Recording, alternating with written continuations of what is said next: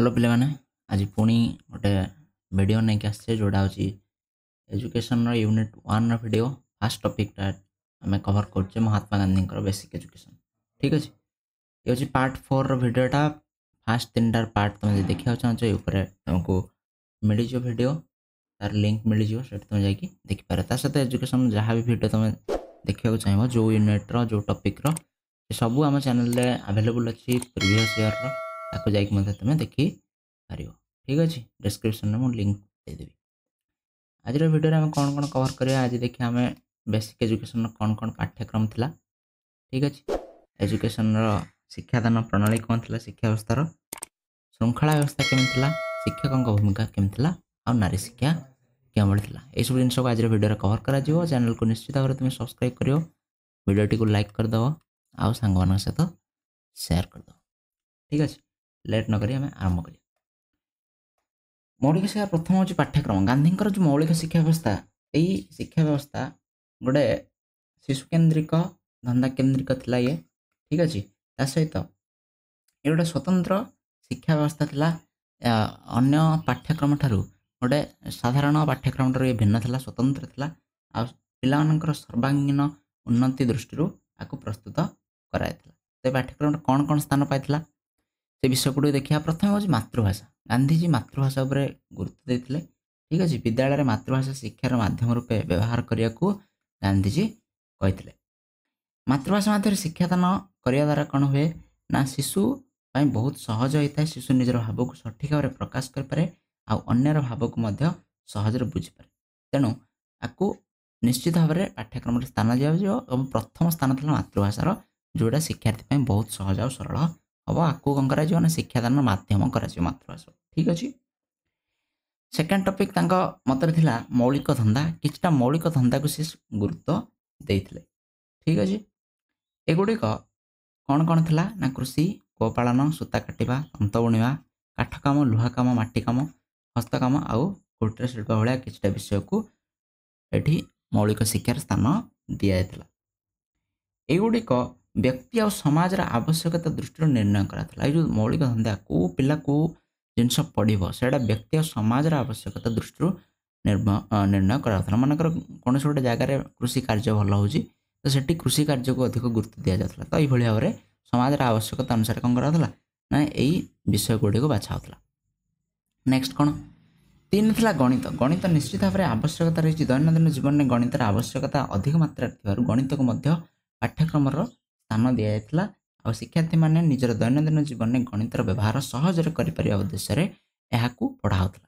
ठीक अच्छे सहित कौन सामाजिक शिक्षा को गुरुत्व दिया सामाजिक शिक्षार अर्थ हूँ इतिहास भूगोल नगर विज्ञान भली विषय गुड़ी को शिक्षा क्षेत्र में स्थान दिया यही विषय गुड़िक शिक्षार्थीर व्यक्तिगत और सामाजिक उन्नति साहाय्य करे गांधीजी विश्वास करते। ठीक अच्छे तेणु सामाजिक शिक्षा को पाठ्यक्रम अंश कर साधारण विज्ञान को पछरे छड़ाई साधारण विज्ञान को गुरुत्व दी समय ज्ञान आ विज्ञानर दृष्टिभंगी पिला सृष्टि करने एठी साधारण विज्ञान को गुरुत्व दि जाए। ठीक अच्छे साधारण विज्ञान भितर कौन कौन आसो ना प्राणी विज्ञान शरीर विज्ञान रसायन विज्ञान पदार्थ विज्ञान उद्भिद विज्ञान भली विषय गुड़ी स्थान दि जाए और झील पाई गृह विज्ञान व्यवस्था रही। ठीक अच्छे सहित कौन था संगीत और चित्रकला भली गोटे विषय को गांधीजी गुरुत्व देते पिलामानंकर कलात्मक ज्ञान सृजन शक्ति विकास करवा पिलामानंकर आग्रह जन्माइवाई कौन कराइला ना संगीत को स्थान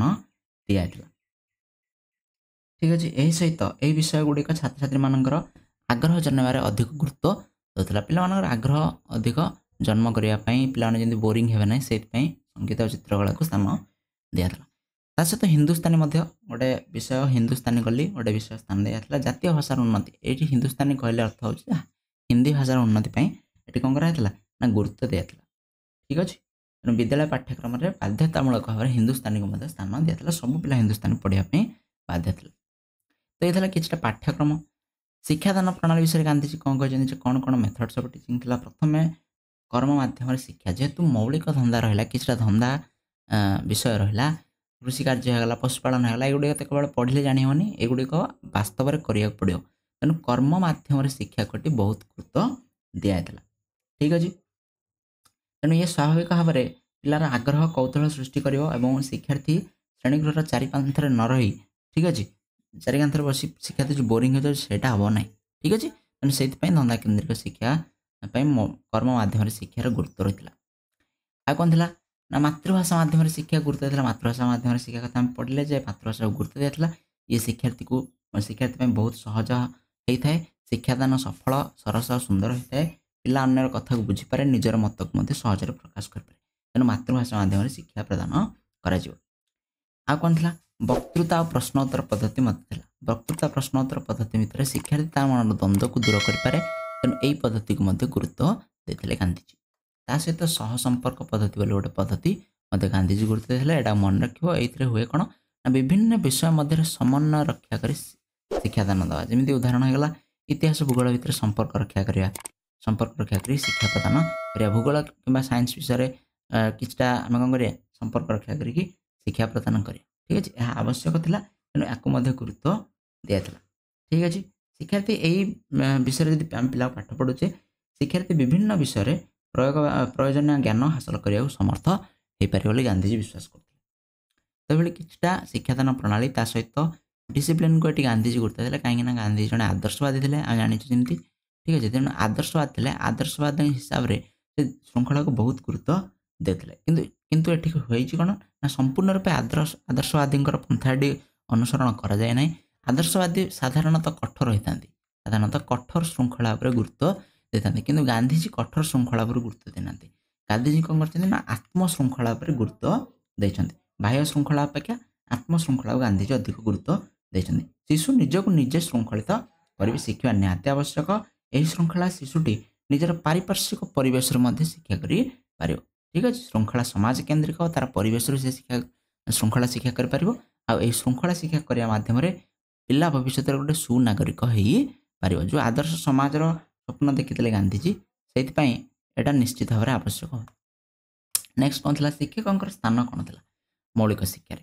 ଶିକ୍ଷକଙ୍କର ବହୁତ ଗୁରୁତ୍ୱପୂର୍ଣ୍ଣ ସ୍ଥାନ ଥିଲା। ପୁଣି ଥରେ ଆମେ କହିଦେଉଛୁ ଯେ ଆଦର୍ଶବାଦ ମାନେ ଶିକ୍ଷକଙ୍କୁ ମଧ୍ୟ ଗୁରୁତ୍ୱପୂର୍ଣ୍ଣ ସ୍ଥାନ ଦେଇଥାନ୍ତି। ତେଣୁ ଗାନ୍ଧିଜୀ ତାଙ୍କ ଶିକ୍ଷାରେ ଶିକ୍ଷକଙ୍କୁ ଗୁରୁତ୍ୱପୂର୍ଣ୍ଣ ସ୍ଥାନ ଦେଇଛନ୍ତି। ସେ କହୁଛନ୍ତି ଯେ ପ୍ରକୃତ ଶିକ୍ଷା କେବଳ ଜଣେ ଶିକ୍ଷକ ହିଁ ଦେଇପାରିବ।